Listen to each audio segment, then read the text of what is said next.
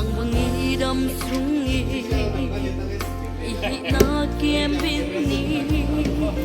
singdangin moy sia in melin masong YPA phải lên chuyện có nhiều nhất gần thật để hi tôi nhớ là tạo như thế ngã tên là một chuyện YPA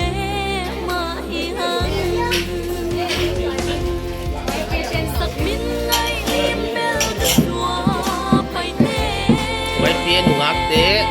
sinh viên ốm đầu xí lên á quay lên lên luôn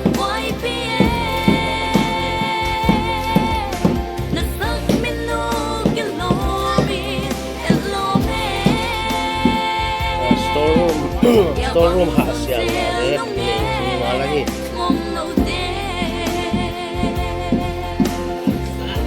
sa storeroom ya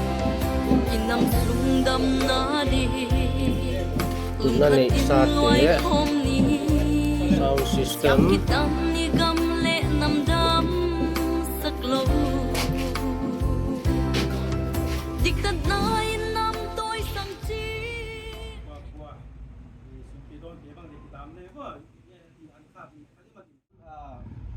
YPA unit kum som ni le sagi chin chiam te na le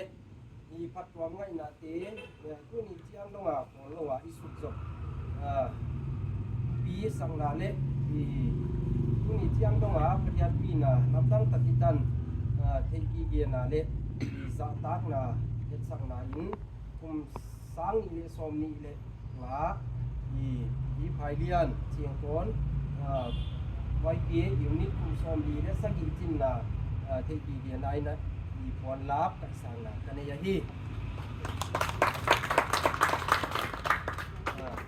sanulan di ha pa hom yo chi ho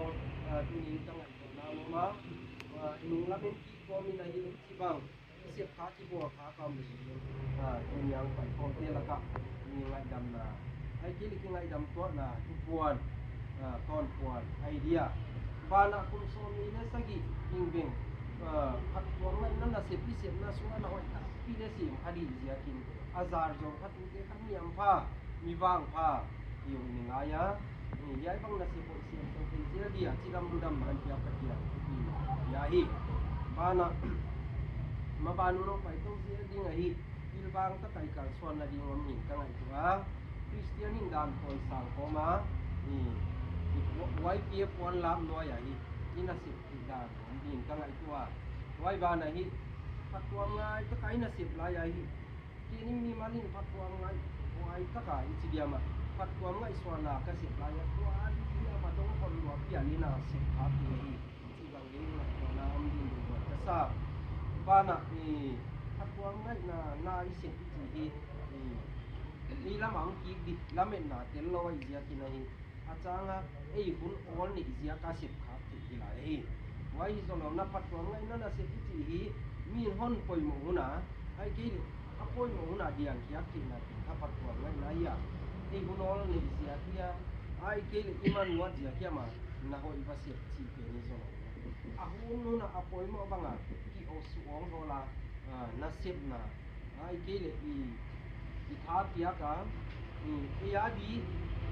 na zia kilo wa na hoi si mi dia dia na sip sak ai ke le hak sa zote som don na sip sip ti hi khan na phatwa ngai na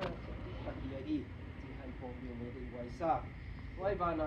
de na kon chi bang na hi eu tu hi la din mu na wai pia dia ma kai le mo pang na tang ten hi ei pang ma ki sa hol ke le ang le min ho neu tu e tu hi min e ya la men ni wai chi hop ko ma hi di no ai ki da assistant secretary di ba ya tu on di dia ma ni ke sai ki tam ki ka le ki wai le 47 anniversary di dia ma kai chin ti ko la hi nau wa pu di ko dia tu lo te la hi eu tu tiền nó thì là kéo lên cô anh Bông như nằm thì nằm là con kia mà có vẻ là tổng tiền tiền nó sạch kia nhưng mà lấy cái tầm dầu này thì chỉ có thể đâu có nắng hệ thiên là sẽ tiền em thế vậy quay tiếng năm tháng người ta nhìn năm ô giam khó cam quỳ thế sáng mi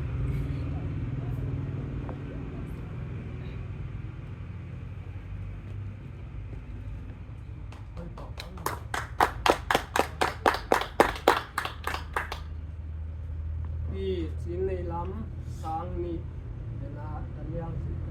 mà cô ta có là sao không nên xiang sáng mi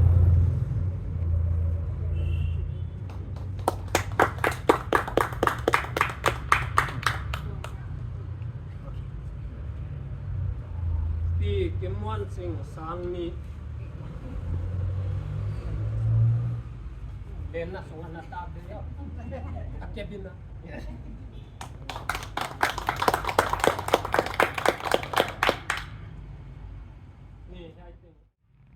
Mở Young Paite Association Thailand Central Unit Victorian Adia Ua Ipa Tugen na Wai Pie Flat Auma Nuaya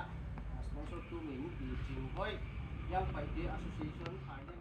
cái còn leo mà vay tiền hiếm cái số lượng toàn là vậy hi bên sát cái lại hi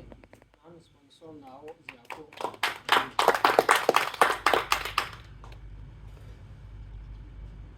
cô cam salam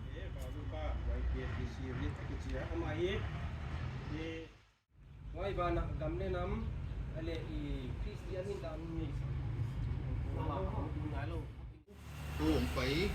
vì việc tôi mà cái phần này kỹ one vice president của thị trường dân mạng one treasurer khu đồ căn bảo kỹ lịch đồ căn bảo có dân hàng làm cái phần cái hiu á khu dân mạng cái này lệ cái làm cái phần này à ni dang ni na chỉ dia mà cái program dân mạng có cái này của đa ni na nào phong giờ dia cũng về nhiều lịch nào phong giờ con coi lệ buat tu di mana kita dengar indah ni bel jenang lam ka ketika kita jadi som segi la kapawa no som le segi da pak in som ni segi bel ni hang na lagi tua mama wa kum som le segi mel mu the no ka tu di ma hi buana blok lama ni contribution le ngaliana adia kin tu tam pailela 2024 to 27 kala by po dingina no unit so ki panina nga tel chingino ma to atel ka ni tena mimal lemdal ho jegina ku pro wa which was jegina tun thum active no ma ato ta itia ma bana jinang ka ki panina member li ko mo tamlam ka ki panina member ni wana headquarter ki pan member khat wana central lam member khat tua tenggong om tulelap by poka song le tum kapawa ako e bang itale tichibanga bunjang raising de ya block te pok phaka akam het ke ya hi le hi kholo le ngai mai thia janang katen a hiwa ile tang pin kha ji ngane mai na check hoisting dan loi isia kana ke tel tam ko ke ya tel ka kilo ka ke ya himaleno ka pitching takina tu ni na non hiwa Uchilo unit dang unit wa tiền ka to banga tenalam ka simlo no simlo na unit wa lai ke ki pan ka to banga hi ka ki thei ki aw yang ki pa pi ma wa ki hiu ha tam piong ho ti che ki thasial mo dila den chena tamung ga jenang lam ka tôi itu ai dia mo mo teng le tu ni hun pa cái gì thôi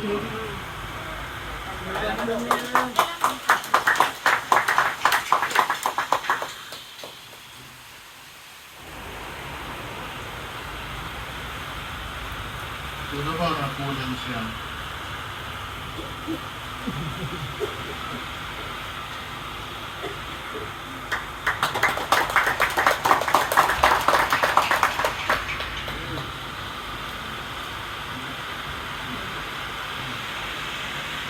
vậy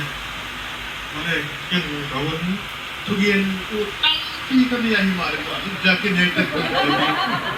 khi mà phải cái còn mình kia cái thì cái cặp người phải đi bố cái gì đó cái này ว่าจะเป็นไวเกตก็ได้งั้นสั่งกันนะครับจ่องกันนะเองอันนี้นะไวเกตโมโต้ฮะที่เจ้าหินหัวต่อยสางที่เห็นจริงทุกปีแล้วเต็มจริงไอ้ใจก็เจ๋ครับที่ต่อยสางทุกปีที่ไหนเนี่ยเจ๋ที่เห็นเจ๋คนที่เราต่อยสางต่อปีตะบอลหน่อยเงินเนาะว่าอยากเป็นเกย์บ้านจู้ถ้าได้นะครับ